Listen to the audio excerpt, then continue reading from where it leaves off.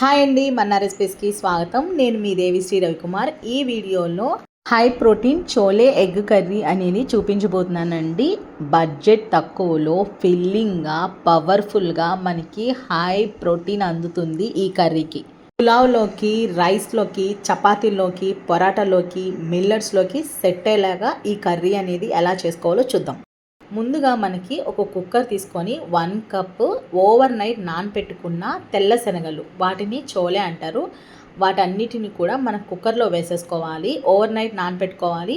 మీరు ఒకవేళ మార్నింగ్ నానపెట్టుకున్నట్లయితే ఖచ్చితంగా 6 to 7 అవర్స్ అనేవి నానపెట్టుకోవాలన్నమాట.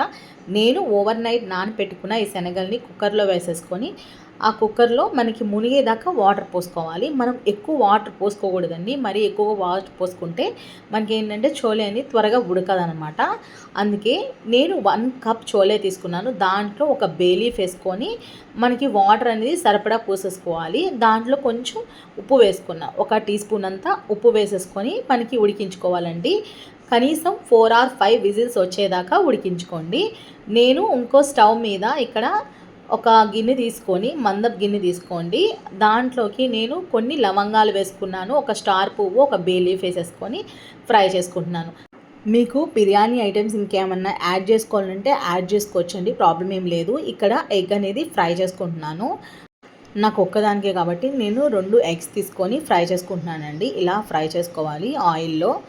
మనకి మీరు కావాలి అంటే బిర్యానీ ఐటమ్స్ వేయక ముందు కూడా మీరు ఫ్రై చేసుకోవచ్చు, నో ప్రాబ్లం. నేను బిర్యానీ దినుసులు వేసేసిన తర్వాత ఫ్రై చేసుకున్నాను.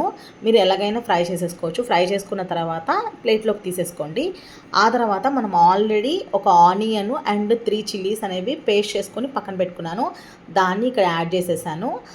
మనకి ఆనియన్స్ అనేవి చక్కగా మంచిగా ఫ్రై అయిన తర్వాత మాత్రమే మనకి 1 టీ స్పూన్ అల్లం వెల్లుల్లి పేస్ట్ వేసుకోండి. నేను ఇక్కడ నాకు ఒక్కదానికి చేసుకుంటున్నాను అనమాట.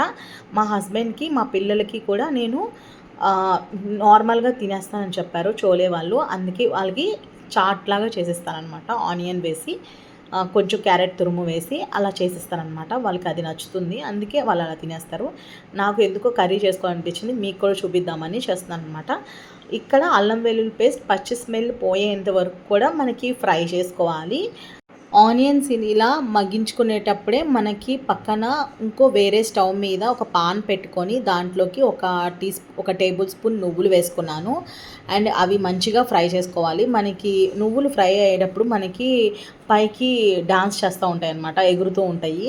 అప్పుడు దాకా కూడా ఫ్రై చేసుకోండి. ఆ తర్వాత మనకి కొబ్బరి పొడి, అంటే ఇది డెసికేటెడ్ కోకోనట్ పౌడర్ అనమాట. మనకి బయట మార్కెట్స్లో ఈజీగా దొరికేస్తుంది. దాన్ని కూడా ఒక టేబుల్ స్పూన్ వేసుకున్నాను. ఇవి రెండింటిని కూడా మంచిగా ఫ్రై చేసేసుకోవాలి. మనకి ఇలా గోల్డెన్ కలర్లోకి వచ్చిన తర్వాత వెంటనే మిక్సీ జార్లోకి ట్రాన్స్ఫర్ చేసేసుకోండి. ఒకవేళ మీరు దాంట్లో ఉంచేస్తారంటే మాడిపోతుంది అనమాట. కొబ్బరి పొడి వేయడం వలన మనకి త్వరగా మారిపోయే అవకాశం ఉంది. అందుకే వెంటనే మనకి మిక్సీ జార్లో ట్రాన్స్ఫర్ చేసుకున్న తర్వాత ఒక 2 టమాటాస్ వేసుకొని దాంట్లో వెంటనే వాటర్ పోసేసుకోవాలన్నమాట. ఇలా మెత్తగా క్రీమ్ లాగా పేస్ట్ లాగా చేసేసుకోవాలి. ఇప్పుడైతే మనకి ఆల్రెడీ కుక్కర్ పెట్టుకున్నాం కదండి, ఆ కుక్కర్లో మనకి చోలే అనేది చక్కగా ఉడికిపోయింది. చూడండి, మీకు చూపిస్తున్నాను చూసారా, ఇలా నొక్కంగానే మనకి ఇలా ఉడికిపోవాలన్నమాట. అంతవరకు విజిల్స్ అనేవి పెట్టుకోవాలన్నమాట. నేను 4 or 5 విజిల్స్ అన్నాను కదా, నేను ఇక్కడ చూపించిన విధంగా మీరు పెట్టుకోండి. ఇక్కడ నేను మా హస్బెండ్కి, మా పిల్లలకి చోలే అనేది సపరేట్ చేసేసి నాకు కావాల్సిన 30 గ్రామ్స్ అనేవి తీసేసుకున్నానండి. ఇవి 30 గ్రామ్స్ అనమాట. ఈ 30 గ్రామ్స్ చోలే అనేది సపరేట్ చేసేసుకున్నాను. మంచిగా ఇలా కలిపేసేసుకోండి. మనకి ఆల్రెడీ మనం ఉప్పు అనేది మనకి కుక్కర్లో పెట్టుకున్నప్పుడే కొంచెం వేసేసుకున్నాం కదా, అది సరిపోతుంది ప్రజెంట్ అయితే.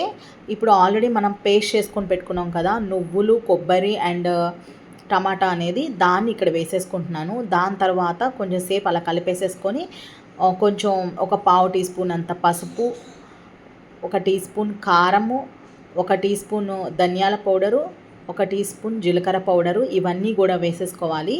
ఇవన్నీ వేసేసుకొని చక్కగా కలిపేసేసుకోండి. కలిపేసేసుకున్న తర్వాత మనకి కొంచెం సేపు మూత పెట్టేసుకొని మగ్గించుకోండి. ఎందుకంటే మనం ఆల్రెడీ యాడ్ చేసిన ఫ్లేవర్స్ అన్నీ కూడా మనకి ఆ చోలేకి చక్కగా సరిపడతాయి అన్నమాట. ఇలా మనకి మగ్గించుకోవాలన్నమాట. ఒక 10 మినిట్స్ పాటు మగ్గించుకోండి. ఎందుకంటే మనకి చక్కగా మగ్గుతుందనమాట. దానివల్ల ఫ్లేవర్స్ అనేది బయటకు రిలీజ్ అవుతాయి. దాని తర్వాత మనకి తొలిపి పోసేసుకున్నాను. వాటర్ అనేది కన్సిస్టెన్సీ అనేది మీరు చెక్ చేసుకోండి. మిక్సీ జార్ అనేది తొలిపి పోసుకున్నాను ఇక్కడ నేను. మీకు ఏ కన్సిస్టెన్సీ కావాలి అనుకున్నట్లయితే ఆ కన్సిస్టెన్సీలోకి చెక్ చేసుకోండి. నేను మిల్లెట్స్లోకి తింటున్నాను కాబట్టి కర్రీలాగా కావాలి కాబట్టి నేను ఇలా చేసుకుంటున్నాను. కొంచెం చపాతీలోకి అయితే కొంచెం లూజ్గా చేసుకుంటే ఇంకా చాలా బాగుంటుంది. మనకి ఇలా కన్సిస్టెన్సీ ఉంది కదా, మనకి చల్లారిన తర్వాత కన్సిస్టెన్సీ అనేది కొంచెం థిక్ అవుతుందన్నమాట. అది కూడా అడ్జస్ట్ చేసుకుంటూ మీరు వేసుకోండి. నేను ఆల్రెడీ ఫస్ట్ బాయిల్డ్ ఎగ్స్ ఉన్నాయి కదా, వాటిని నేను హాఫ్ చేసుకొని వేసుకుంటున్నాను. మీరు కావాలి అంటే ఫుల్ ఎగ్నే ఘాటు పెట్టుకొని కూడా వేసుకోవచ్చు. నేను అలాగో చేసుకుంటాను, ఇలాగో చేసుకుంటానండి. మీకు ఏది కావాలంటే మీ ఆప్షన్ అనమాట. ఇలా చూస్ చేసుకొని మనకి వాటర్ అనేది యాడ్ చేసిన వెంటనే మనకి ఎగ్స్ అనేది వేసేసుకుంటే కొంచెం సేపు ఒక 7 మినిట్స్ అలా మగ్గించుకోవాలన్నమాట. ఇలా చక్కగా మనకి బబుల్స్గా వచ్చినప్పుడు కొత్తిమీర వేసేసి దింపేసేయడమే అండి. అంతే అండి. టేస్టీగా హెల్తీగా హై ప్రోటీన్ కర్రీ అనేది రెడీ అయిపోతుంది. చాలా అంటే చాలా బాగుంటుంది ఈ chole egg curry. Must try recipe అండి. అసలు టేస్ట్ చూస్తే మీరు వదిలిపెట్టరనమాట. మటన్ కూడా పనికిరాదు ఈ కర్రీ ముందల, అంత బాగుంటుంది. నేనైతే మిల్లెట్స్లోకి తీసుకుంటున్నానండి ఈ కర్రీ. అసలు మిల్లెట్స్లోకి అయితే ఏ మాత్రం కూడా మనకి అవి మిల్లెట్స్లో తింటున్నామని అనిపించదు అనమాట. నార్మల్ రైస్లోకి ఎంత టేస్ట్గా ఉంటుందో దాంట్లో కూడా అంతే టేస్ట్గా ఉంటుంది. ఖచ్చితంగా ట్రై చేసి ఎలా వచ్చిందో కామెంట్స్లో చెప్పండి. ఈ వీడియో మీకు నచ్చినట్లయితే లైక్ చేయండి, షేర్ చేయండి, సబ్స్క్రైబ్ చేసుకోండి. Thank you so much. Bye అండి.